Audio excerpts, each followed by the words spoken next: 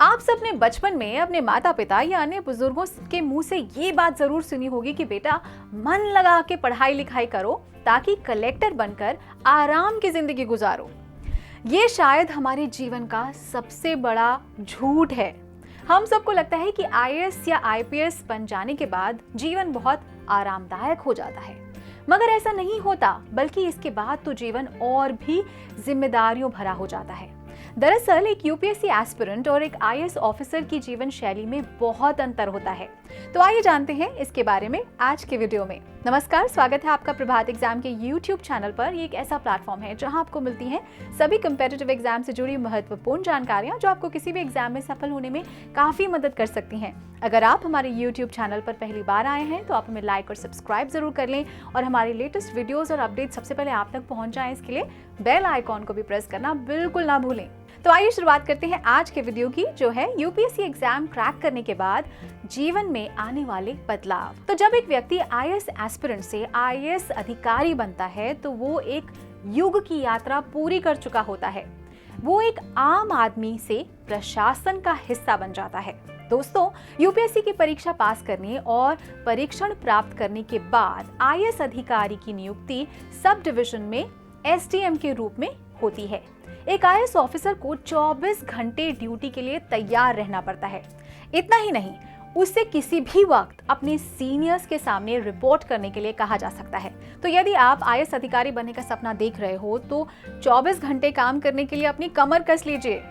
4 वर्षों तक एसडीएम के पद पर काम करने के बाद आईएएस अधिकारी को प्रशासन की समझ अच्छे से हो जाती है और फिर उसे संबंधित राज्य के किसी जिले में कलेक्टर या डीसी बनाया जाता है।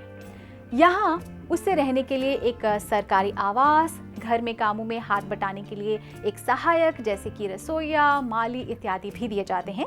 उसे आने जाने के लिए सरकारी गाड़ी और ड्राइवर भी मिलते हैं। तो चूंकि एक कलेक्टर के कंधे पर पूरे जिले की जिम्मेदारी होती है, इसलिए हर वक्त वो किसी न किसी की समस्या का निवारण कर ही रहा होता है।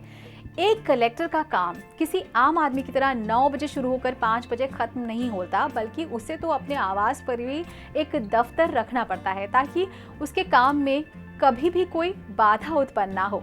जैसे जैसे एक आईएएस अधिकारी का पद और अनुभव बढ़ता है, उसकी सुविधाएं भी बढ़ती हैं, मगर साथ ही बढ़ती हैं जिम्मेदारियां।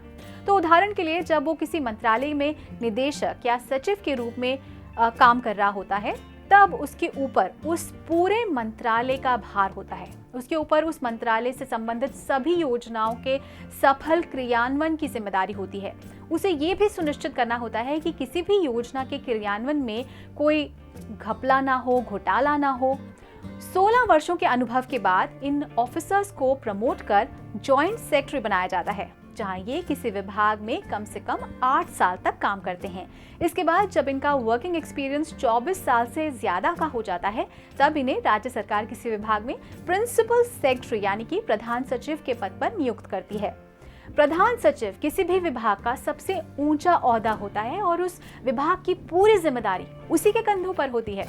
30 वर्षों के अनुभव के बाद आईएएस ऑफिसर्स को राज्य सरकार एडिशनल चीफ सेक्रेटरी बना सकता है और 32 वर्षों के एक्सपीरियंस के बाद वो राज्य के चीफ सेक्रेटरी बन सकते हैं। तो चीफ सेक्रेटरी किसी भी राज्य का टॉप मोस्ट ब्यूरोक्रेट होता है और वो राज्य के सभी आईएएस ऑफिसर्स का मुखिया होता है। इनके ऊपर पूरे राज्य के चलाने की जिम्मेदारी होती है और इनका मुख्य काम अलग अलग विभागों में सामंजस्य बिठाना यानी कि कोऑर्डिनेशन करना है। इसी दौरान केंद्र सरकार कुछ लोगों को अलग अलग मंत्रालयों में सचिव बना सकती है। तो अब तक आप ये बात समझ चुके होंगे कि कलेक्टर बनकर आराम की जिंदगी नहीं मिलती, बल्कि मिलती हैं ढेर सारी जिम्मेदारियां और अधिकार भी। इन जिम्मेदारियों का सही से निर्वहन करना ही एक आईएएस अधिकारी का पहला कर्तव्य बन जाता है। दोस्तों, अगर आपको हमारा ये वीडियो पसंद आया हो तो अपने फ्रेंड्स के साथ भी इसे ज़रूर शेयर कर लें और अगर आपके पास हमारे लिए कोई सवाल हैं, सजेशंस हैं, कुछ बात करना चाहते हैं आप, तो उन्हें कमेंट बॉक्स में लिखकर हमें ज़रूर बता दें। तो जल्दी आपसे फिर मुलाकात होगी एक नए टॉपिक पर एक नए वीडियो के साथ। देखते रहिए प्रभात एग्जाम। नमस्कार। यूपीएससी की प्रीलिम्स परीक्षा में गारंटीड सक्सेस के लिए भारत का प्रसिद्ध पब्लिशर प्रभात प्रकाशन आपके लिए लाया है यूपीएससी 26 वर्षों के topic wise solved papers. IAS doctor Manish Ranjan की इस बुक में है एक्सप्लेन्ड आंसर्स और ट्रेंड एनालिसिस। इसके साथ ही जरूर पढ़ें यूपीएससी सीसैट, जिसमें है पेपर 2 के 2011 से 2020 के सॉल्व्ड पेपर्स। ये दोनों बुक्स इंग्लिश में भी अवेलेबल हैं। आज ही ऑर्डर करें ऑनलाइन अमेजॉन या फ्लिपकार्ट से और क्रैक करें यूपीएससी एग्जाम।